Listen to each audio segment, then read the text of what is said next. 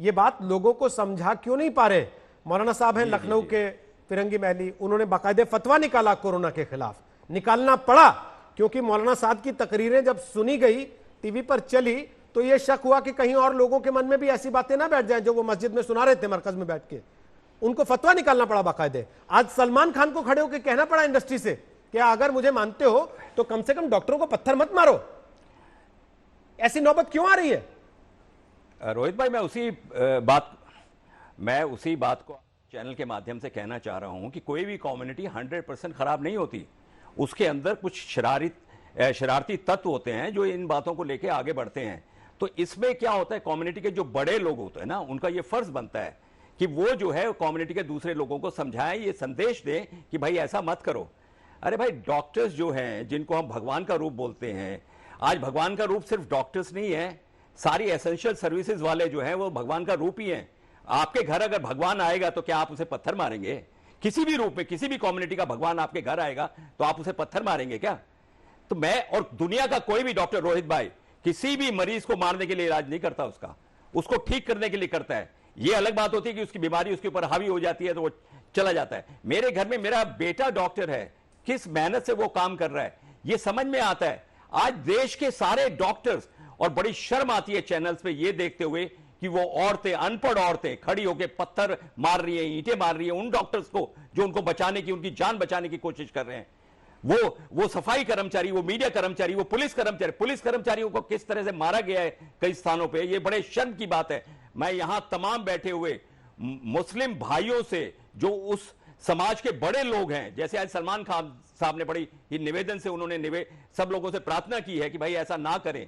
मैं कहूंगा कि जितनी भी एसेंशियल सर्विसेज है, सबके लिए सब कम्युनिटी के बड़े लोग ये प्रार्थना करें, ये निवेदन करें, ये जारी करें ऐसा कुछ एडवाइजरी कि भाई इनको काम करने दें, इनके ऊपर कोई पत्थरबाजी ना करें, इनके मारपीट ना करें। तो मेरा मतलब है कि यहां जितने भी रहमानी साहब बैठे हैं, दूसरे इस्लाम के बड़े बड़े लोग बैठे हुए हैं, मैं सबसे हाथ जोड़ के प्रार्थना करता हूं कि भाई आप लोग निवेदन कर दीजिए कि प्लीज, आपकी कम्युनिटी आपकी सुनती है, आपकी कम्युनिटी आपकी बात को बड़ी गहराई से लेती है। आज हमारी फिल्म इंडस्ट्री के मुझे गर्व होता है कि सलमान खान साहब ने खड़े होकर यह प्रार्थना की है कि ऐसा ना किया जाए। और डॉक्टर्स को मारने के लिए तो बड़ी शर्म की बात है, जिसे आप भगवान का रूप देते हैं, आप उसे मार रहे हैं। जी एमएच खान साहब, कहां कमी रह गई है, कहां चूक हो गई है? ये जो बात तस्लीम रहमानी कह रहे हैं कि कोई ना कोई कारण होगा, जो वो इशारा कर रहे हैं, आप समझ पा रहे हैं उसको? जो वो कहना चाह रहे हैं बिटवीन द लाइंस, जो मैं समझ पा रहा हूं, वो ये कह रहे हैं कि आप अगर मुसलमानों को मार्जिनलाइज करेंगे, उनको परेशान करेंगे, तो उसका नतीजा ऐसी शक्ल में आएगा। क्या आपको लगता है कि ये उसका नतीजा है जो राजनीतिक तौर पे कभी कभार इस देश में हो जाता है? सरदाना जी, मुझे जरा सा 30 सेकंड दीजिएगा, मैं पूरी बात रखना चाहता हूं। देखिए, एक कहावत है गांव में, जमालो आग लगा के दूर खड़ी हैं। आप देखिए, जमालो आग लगा के दूर खड़ी हैं।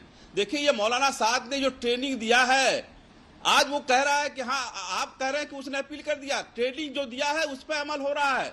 मौलाना साद असली जिम्मेदार है। और मैं फिर आपसे कह रहा हूं कि एक वाकया फिर मैं सुनाता हूं आपको।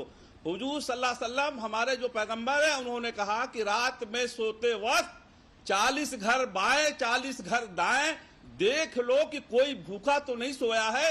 अगर कोई भूखा सोया है तो तुम्हारा खाना हराम है। उस पर उन्होंने ये नहीं कहा कि हिंदू देखना, क्रिश्चियन देखना, यहूदी देखना। तो ये जो काम किया मौलाना साद ने, तबलीगी जमातियों ने, तो ये किसको मानने वाले लोग हैं? क्या हुजूर सल्लल्लाहु अलैहि वसल्लम के मानने वाले लोग हैं ये? क्या इस्लाम को मानने वाले लोग हैं ये?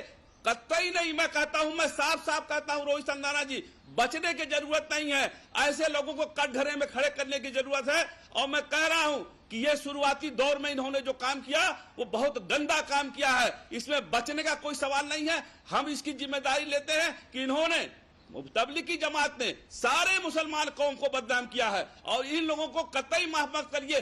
अपील से काम नहीं चलेगा सरदाना जी, कानून का राज चलाइए, कानून में सख्त सख्त सजा दिलवाइए इनको कि आइंदा देश पे कोई संकट अगर पड़े तो ऐसे सांप्रदायिक बातें न करें, सांप्रदायिक बातों को आड़ लेकर कि एक कम्युनिटी के लिए मत खड़े होइए।